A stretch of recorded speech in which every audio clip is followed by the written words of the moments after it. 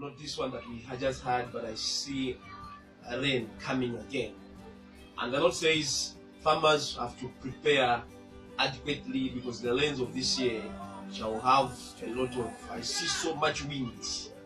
It's the rain season of this year. So I see wind, I see crops bending down, moving this side, east to west, direction, moving this side.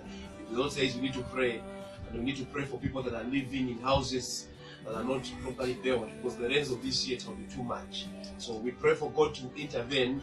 And because the reason why I deliver this message is I saw the disaster management unit very busy, reallocating people from their homes to a different place. So we need to pray for God to intervene because the rains will destroy so many things. So I see a place, it's like the roof of a house scattering, something like that. So we need to pray, and God says deliver this message to the people. Blessed, shalom, shalom.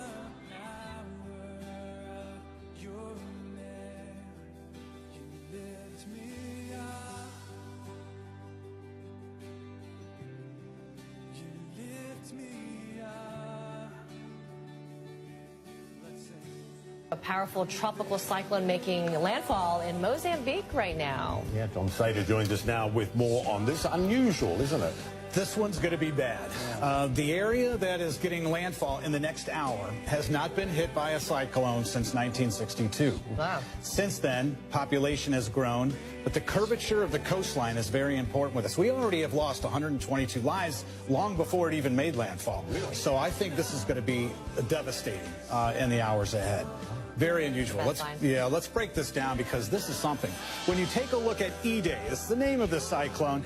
It actually started on land last Friday, and that's where we got about 56 fatalities up in Malawi, 66 fatalities in Mozambique. Now it's moving in. We've had heavy rain in Madagascar too. Thank goodness no fatalities, but we have had hundreds of injuries and hundreds of thousands to the north. Malawi have already been displaced. Well-defined eye. 1 hour ago, equivalent to a Category 3 hurricane, just dropped to a Category 2. But Beira, the city, home to 530,000, is going to take a direct hit. Let's go back in history. In red, you're going to see some of the stronger storms. We had 10 cyclones equivalent to a Category 1 hurricane. And when you break this down, this one that's moving in is going to be the strongest in a decade. But even more than that, as we broaden out on our picture here, notice the one moving through Madagascar just quickly for you. It has two names. This holds a record in the South Indian Ocean as the longest path cyclone, 11,000 kilometers. It started by Bali in Indonesia, took 155 lives and considered the worst natural disaster in Madagascar in 100 years. But as we get closer to this area, and we're going to break this down for you, into the north, Malawi. This is a picture 5 months ago. This is the second largest lake in the area. That's one of the problems here because now they've seen heavy rain. We've seen heavy rain to the north and to the south, but not where we're having landfall. Let me take you back to Friday. It started on land, just a disturbance.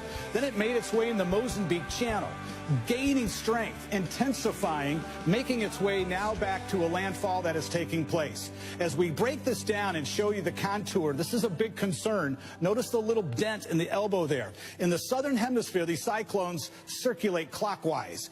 In the northern hemisphere, the worst quadrant is the northeast. Well, this one's going to be the southwest. So winds are going to slide right up and push all of that water into a river that's already known for flood problems. And there on the coastline lays our problem. Infrastructure issues, poor drainage. This is a concern. Look at all of the homes. Again, 530,000 live here, and most structures just do not have the building materials they need.